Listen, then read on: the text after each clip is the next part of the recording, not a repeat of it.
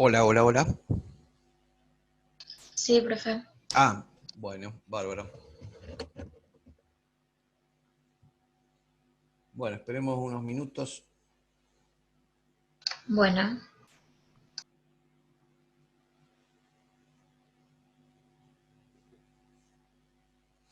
¿Vos alguna vez habías tenido una materia como esta en el secundario, por ejemplo? no, profe, no tuve ninguna así. No, más que nada para tener una idea, porque, digamos, ¿esta es una materia de primer año para ustedes? Claro, sí, sí.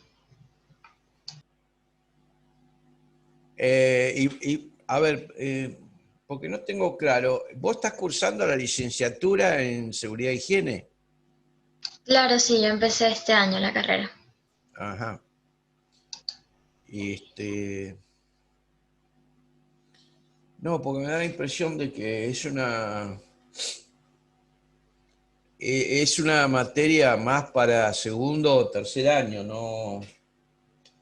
Pero bueno, este, porque hay algunas de las cosas de las que estoy hablando, de que quizás ustedes si no han estado trabajando en una empresa, no la van a poder comprender o no. Claro, sí, no, por ahí no las podemos comprender con totalidad, digamos. Claro, porque por ejemplo esto porque ahora vamos a empezar a ver la cuestión este, de conducción y delegación, ¿no es cierto? Eh, vos más o menos tenés una idea de que finalmente qué es lo que vas a estar haciendo cuando te reciba de licenciada. Sí, sí, una idea tengo. Este, digamos, porque lo más, lo más probable, o sea, no sé, que la mayoría de ustedes ingresen a trabajar en alguna empresa, lo ideal es eso, ¿no? Que vayan a trabajar en una empresa que tenga montada una estructura, pero se puede dar también el caso de que ustedes ingresen en una empresa y tengan que ustedes este, organizar el, digamos, lo que se llama el servicio de higiene y seguridad. En ese caso, en ese caso va a ser más importante los conceptos que estamos viendo ahora en organización laboral, porque tiene que ver más que nada con organización de la producción, o sea, cómo, cómo se va generando una relación, este, digamos, laboral y... Porque ustedes, eh, uno cuando ingresa a una empresa, por lo pronto, en un área tan específica como la parte de higiene y seguridad, a uno lo toman como un referente. Y bueno, uno de los problemas es ese, que uno, si tiene años digamos, en la actividad, uno puede desempeñarse con más soltura, ¿no? Pero si uno, si uno tiene que, digamos, si es la primera vez que trabajan o no tienen experiencia previa, se hace complicado, ¿no? Porque, por ejemplo, como yo les digo, una de las actividades fundamentales de, de nuestra actividad, o sea, diría uno de los pilares, es la parte de capacitación. Claro, sí. Y, bueno, acá es fundamental que ustedes se den cuenta que ustedes por ahí piensan que la capacitación es fundamental, pero la persona a la quien ustedes están capacitando no se da cuenta, o sea, no tiene claro eso. Muchas veces piensan que es una pérdida de tiempo. O sea, yo he estado en empresas eh, que tenía que ir a buscar a los operarios al lugar de trabajo y no llevarlos de la oreja, ¿no? Pero los tenía digamos, que traer, no diría amenazados, pero de alguna forma decirles, mire que ustedes, si no tienen presente en la capacitación, no existe. O sea, en una empresa es muy difícil sancionar a alguien porque no participa. O sea, digamos, seamos realistas. Eh, Porque después está la otra cosa. Si yo llevo a alguien este, digamos, a una capacitación y no es su voluntad participar, el objetivo, bueno, no va a ser eficaz, porque la persona no le va a dar importancia, no. Ustedes recuerdan, había una unidad que era la comunicación. Sí, profe. Cuando yo estoy capacitando, si la persona, se acuerdan que había algunos que ya tenían una opinión sobre lo que uno le está informando, y entonces por más que uno le cambie, digamos, que le dé un discurso, el receptor difícilmente se le saque la idea de encima, digamos, ese preconcepto que tiene. Por eso es importante, cuando ustedes estén haciendo capacitación, de que si bien la capacitación es una cuestión obligatoria, porque así lo dice la ley, la 19.587 y todas las resoluciones de la Superintendencia de Riesgo de Trabajo, digamos, dejan eso claro. Después está la voluntad de la persona que está sentado frente a ustedes en la capacitación de involucrarse en lo que se está haciendo. O sea, ustedes lo que tienen que lograr es integrarlo, no obligarlo, que es distinto. O sea, la persona, digamos, tiene que estar ahí, digamos, de buena voluntad, porque si no, no sirve. O sea, usted, uno cuando hace una capacitación, más que una clase, tiene que ser como un taller, digamos, a donde cada uno inclusive vuelque su experiencia en el tema que sea, digamos. La capacitación, uno no capacita en seguridad, sino que capacita en ciertos aspectos de la seguridad. O sea, por ejemplo, uno capacita en, por ejemplo, elementos de protección personal y a veces sobre ciertos elementos de protección personal, por ejemplo, protectores auditivos, cómo los tienen que usar, cuál es la importancia de usarlo, todas esas cosas tienen que ver, porque uno cuando va a una empresa, no es que uno agarra, saca una caja protectora de auditivos y le dicen a todos, esto lo tienen que usar y punto, sino que uno tiene que, digamos, inducirlo a que lo use. Por eso yo hablé de que en la actividad de la construcción, particularmente, uno tiene que hacer lo que se llama cursos de inducción a la seguridad. Inducciones no es obligar, es inducir, o sea, convencer a alguien que es bueno usar el elemento de protección personal. Si yo no lo convenzo, no voy a lograr que lo use. Bueno, sigamos porque somos dos nomás. Y la unidad 7 es condición y delegación. Y acá, digamos, cuando se empieza el apunte, dice la importancia de la delegación en la pequeña firma. En las empresas grandes, la delegación y la conducción es una cuestión bastante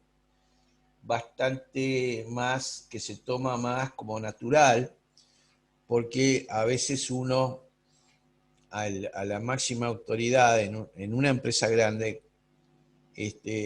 quizás nunca lo vea, y cuando son varias empresas, vimos ahí la parte de comunicación, de que cuando había varias empresas, o sea, perdón, no varias empresas, cuando la empresa tenía varias localizaciones geográficas, por ahí la máxima autoridad es una persona que la mayoría de las personas que están en la línea, o sea, cuando digo están en la línea, son los que están en los niveles inferiores, operarios, esa gente nunca lo ve.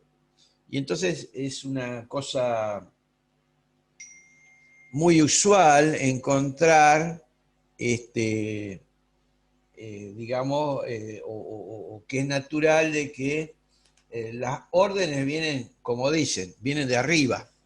Y cuando dicen de arriba es como que las órdenes vienen de algo que está supra, un nivel supra, o sea, como si fuera un dios. Eh, y bueno, en las pequeñas empresas también es necesario delegar y conducir. ¿Qué quiere decir delegar? Bueno, ese, por ejemplo, cuando es una empresa sumamente pequeña, el dueño en algún momento tiene que decir, bueno, yo no puedo comprar materiales, no puedo vender la producción, no puedo estar detrás de cada operario. Entonces, bueno, la parte, digamos, de ventas la delego a alguien que está en mi organización, que puede ser un capataz o algo por el estilo, pero más orientado a la parte, digamos, de ventas. O sea, cuando viene alguien y necesita supongamos que tengo un taller y fabrico alguna herramienta en particular, cuando viene alguien que necesita una herramienta, hay un capataz que es el que se encarga de hablar con el cliente para ver realmente esa herramienta cómo quiere que sean los detalles.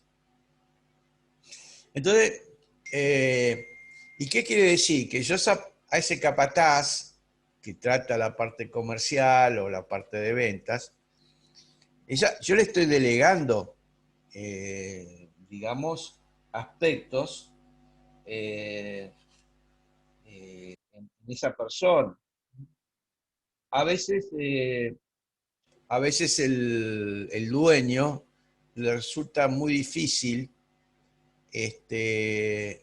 lograr despegar digamos, eh, diría, los hilos del poder, delegar y entregárselo a un tercero, porque sinceramente muchas veces que el dueño este, piensa que sin él la empresa no funciona o no va a funcionar, y a veces con su forma con su estilo de conducción, logra que eso sea un hecho, de que si él no está y hay que tomar una decisión, nadie la toma porque nadie quiere asumir eh, una delegación que no fue explícita. O sea, quiero decir que un capataz, si no está el jefe y viene alguien y quiere comprar algo, digamos, le quiere pedir un cierto elemento en particular,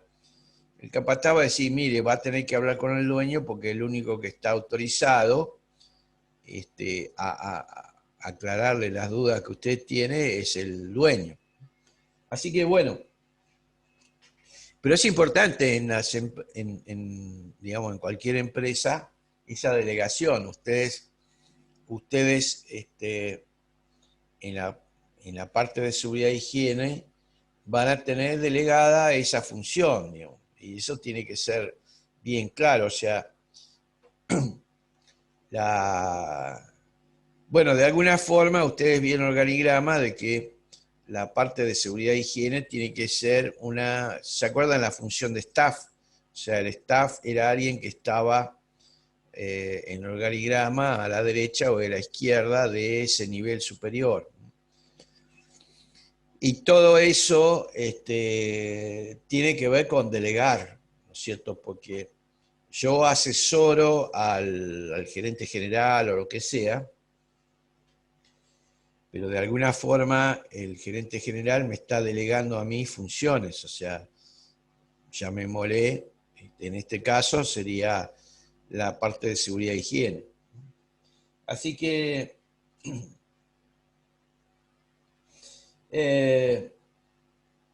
entonces es importante esta de la posibilidad de delegación que el dueño tiene que asumir de que necesita crear una organización que pueda funcionar eventualmente sin que él esté presente.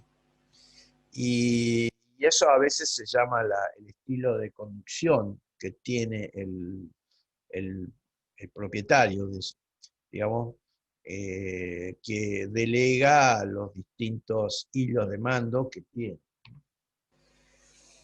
Después vamos a encontrar eh,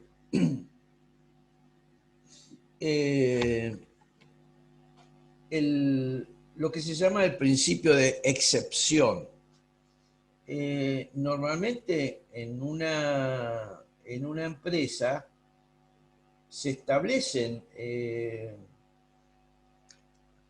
formas de trabajo, digamos, cómo se deben realizar tareas, pero a veces que surgen cuestiones que requieren lo que se llama una excepción a la regla.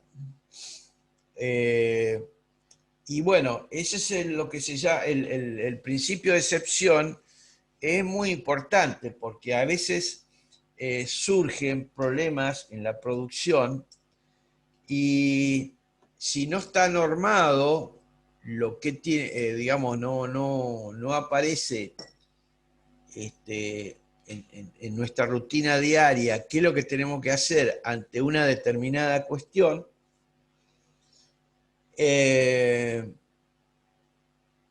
aparece una cuestión que es esencial, hay una paralización porque nadie se va a hacer cargo de hacer algo distinto. Eso se llama el principio de excepción. A veces el estilo de mando o la conducción que tiene el empresario le permite esa libertad digamos, a los capataces o a las personas, digamos, que están por debajo de él o que están en su empresa, que asuman un grado de libertad como para resolver las cuestiones que se pueden considerar como excepción. La excepción son las cuestiones que yo necesito que se resuelvan ante una cuestión excepcional, ¿no es cierto? Bueno, así que bueno, es importante estas cuestiones de excepción, porque inclusive le va a pasar a ustedes, supongamos que están ejerciendo la función en un grupo de trabajo, en la parte de seguridad, que por ahí tienen otros licenciados en seguridad o tienen técnico en higiene y seguridad debajo de ustedes a su cargo, y que de repente va a requerir que ustedes, digamos, le den una cierta libertad a esas personas porque uno por ahí necesita,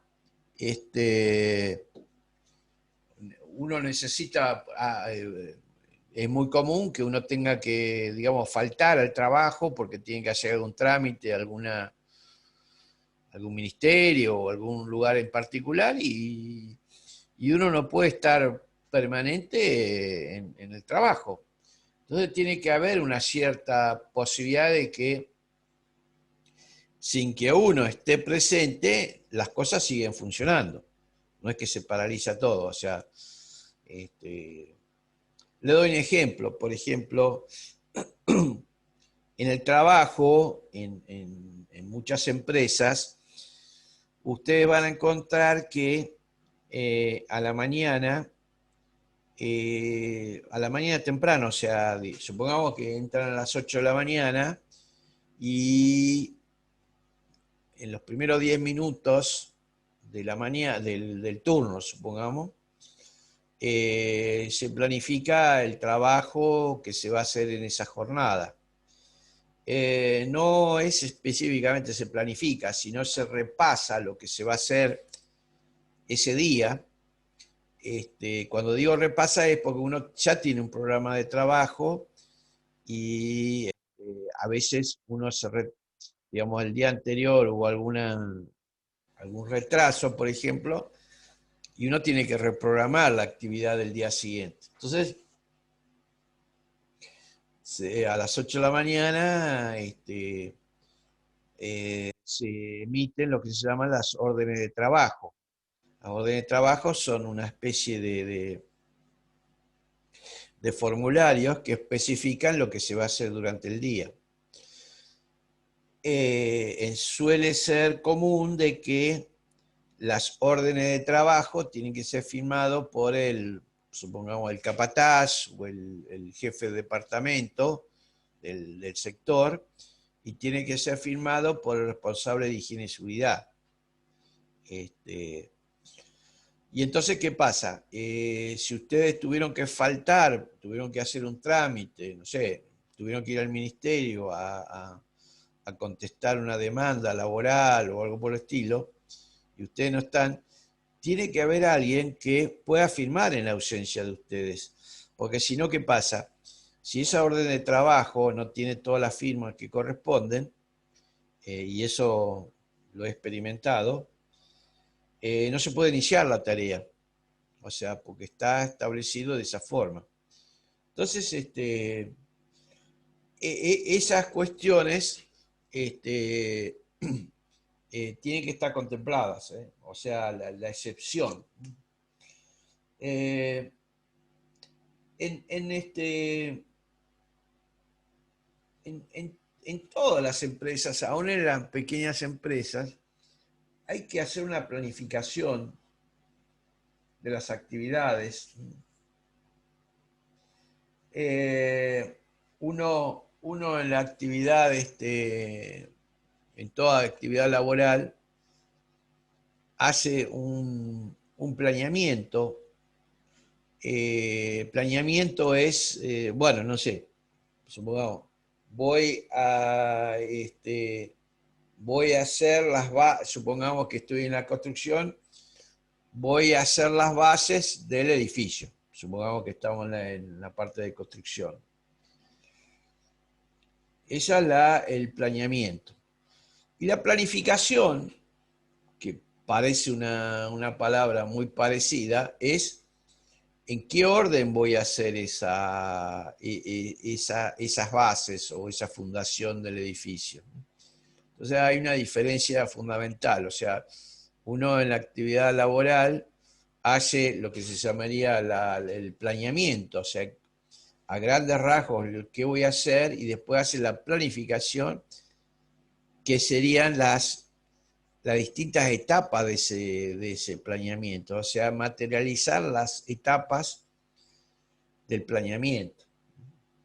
Y esa planificación yo la tengo que hacer en una empresa grande y la tengo que hacer en una empresa pequeña. Todas necesitan una planificación, y ustedes mismos, en la actividad de higiene y seguridad, van a tener que hacer una planificación, un planeamiento general que va a ser, que a grandes rasgos, qué es lo que van a hacer, por ejemplo, en el año, y después una planificación que va a ser qué etapas van a ir cumpliendo a lo largo del año de ese planeamiento.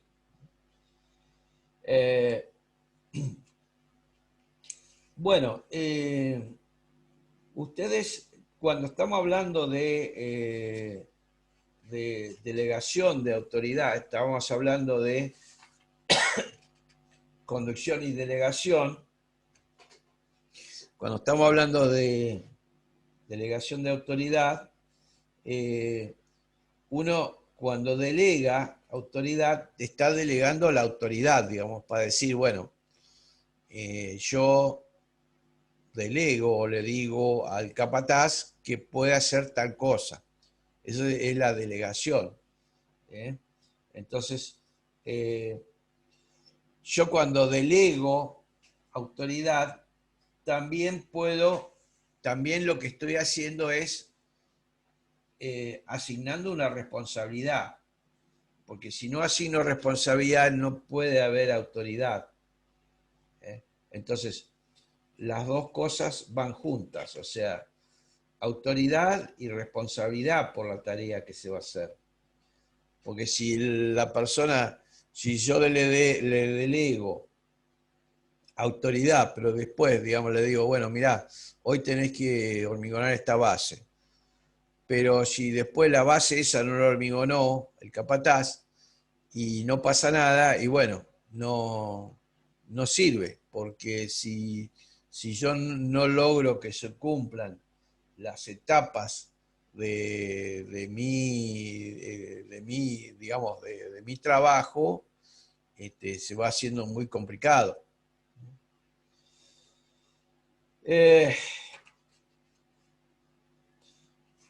Hay veces que cuando nosotros hacemos una delegación de autoridad, nosotros tenemos que también darle una dimensión a esa delegación de autoridad. O sea, tenemos que evaluar si realmente yo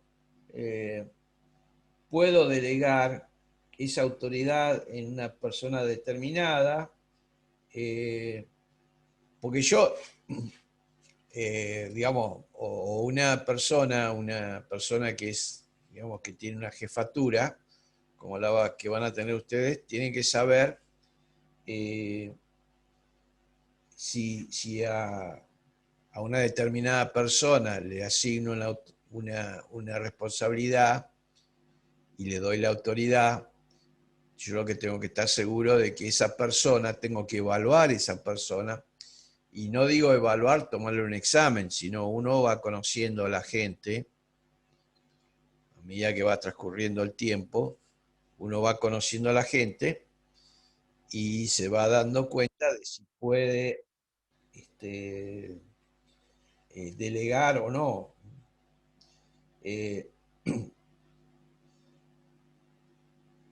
Porque ¿qué pasa? El autorizado o la persona que recibe esa autoridad, después esa autoridad significa que él va a tener sus subordinados.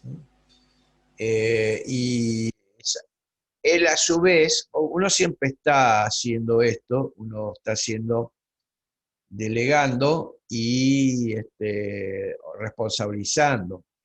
O sea, digamos, desde el punto de vista formal, un capataz delega a su vez en distintas personas de su grupo de trabajo actividades. Y entonces, bueno, tiene que haber una consecuencia si la persona no cumple con esa tarea que se le fue encomendada, ¿no? O sea que en el caso de una construcción, que se llegue al final del día y no se hormigonó esa base, y lo cual quiere decir que dentro de un tiempo determinado no se va a poder seguir construyendo encima de esa base que yo debía tenerla terminada. Eh, eh, una una un principio de conducción o principio de delegación, uno va a encontrar algunos algunos requisitos o algunas de las propiedades. eh, y acá en el apunte que yo les he dado, en el resumen este que tengo, eh, ¿qué tiene que hacer una persona, una persona cuando va a proceder a delegar una actividad o va a delegar a un tercero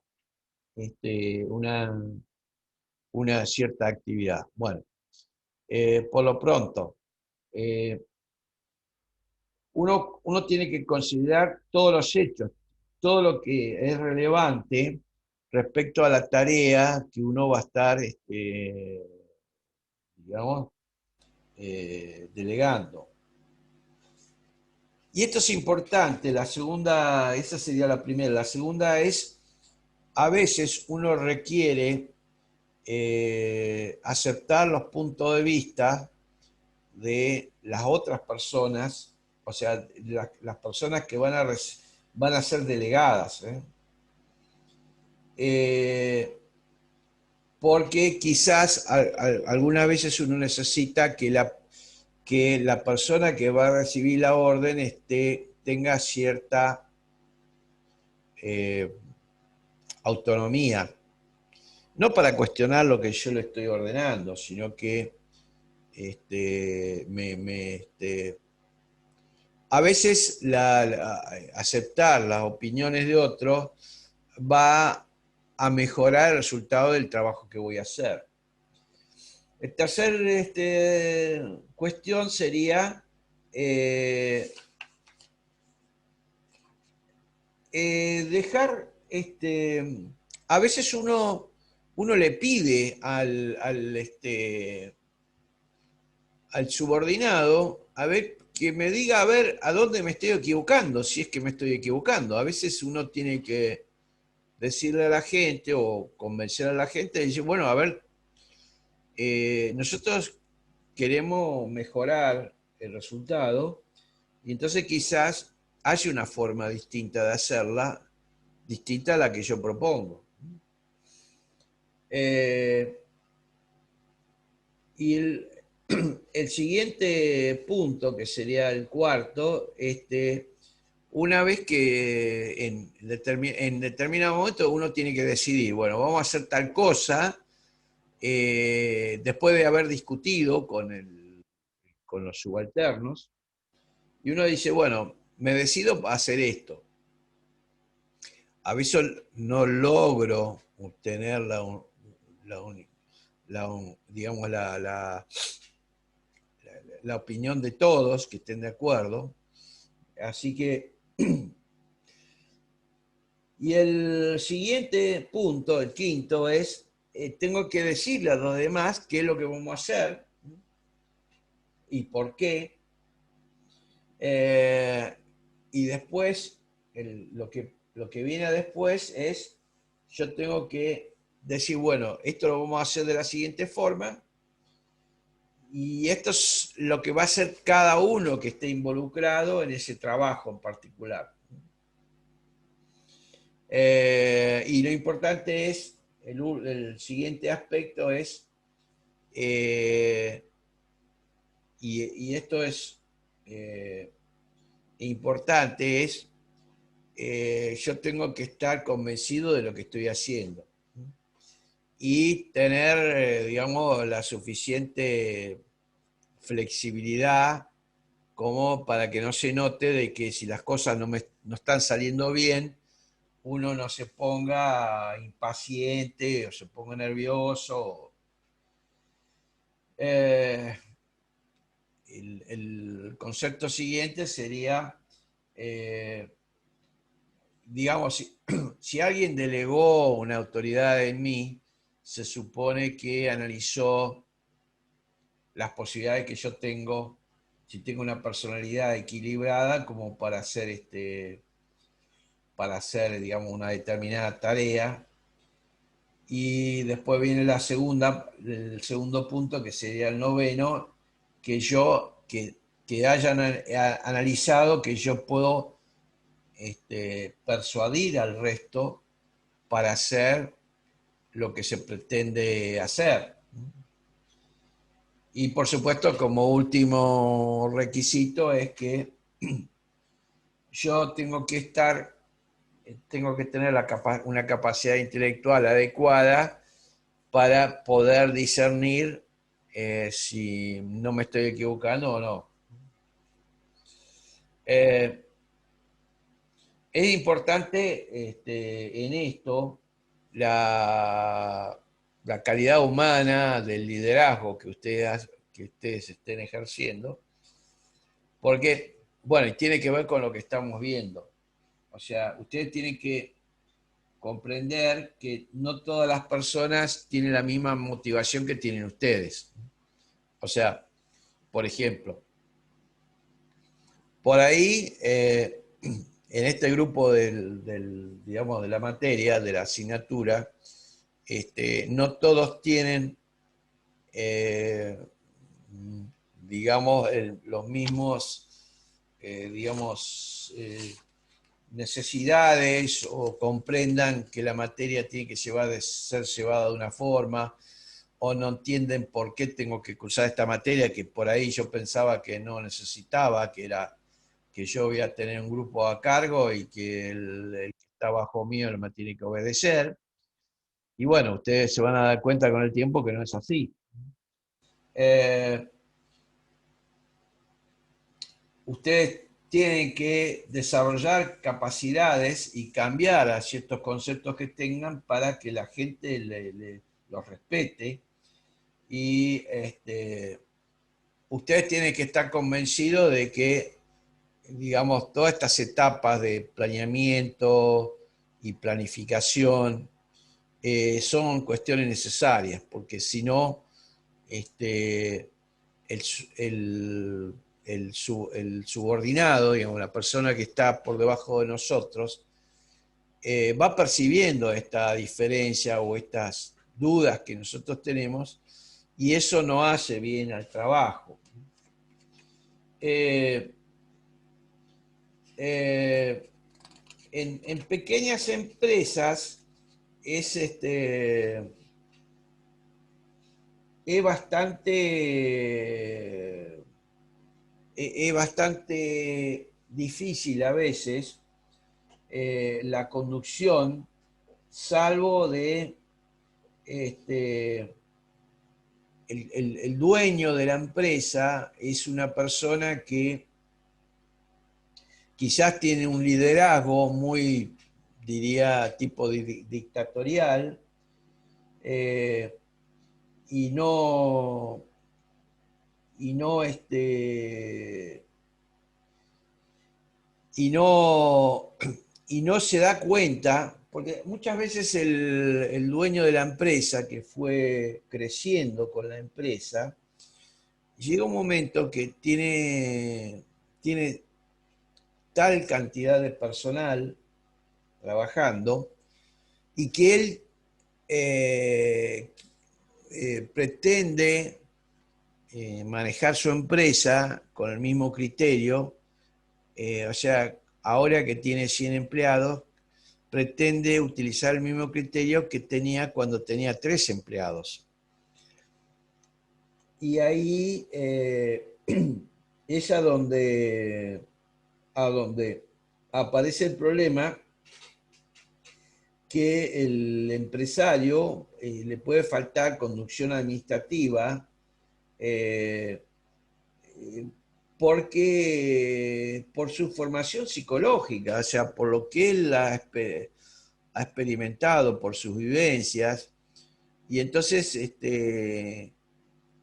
digamos, uno si piensa al dueño de la empresa, que ahora tiene 100 empleados, si es la única persona que puede atender el teléfono, que puede atender a los proveedores, que tiene que comprar todos los materiales, llega un momento que lo supera su propia incapacidad, no incapacidad, porque capacidad tuvo para llegar a donde estuvo, a donde está, pero su propia incapacidad de manejar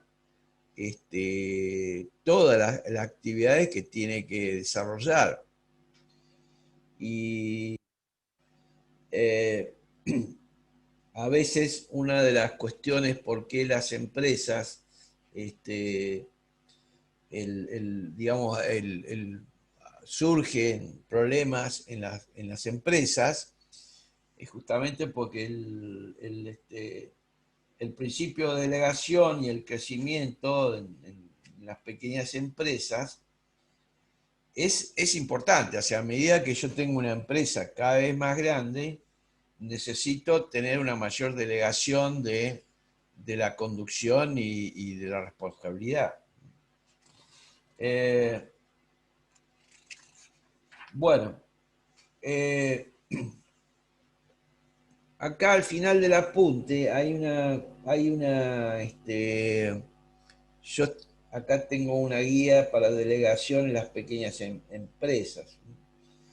Eh, Hay veces que, como yo les digo, el problema de la empresa puede ser que no hay delegación de responsabilidad, y a veces la delegación no se entrega en forma total, sino que se le da en parcial y resulta que en definitiva no se da, porque parcial no existe, tiene que ser total, o sea, tiene que haber un responsable de cada actividad. Eh,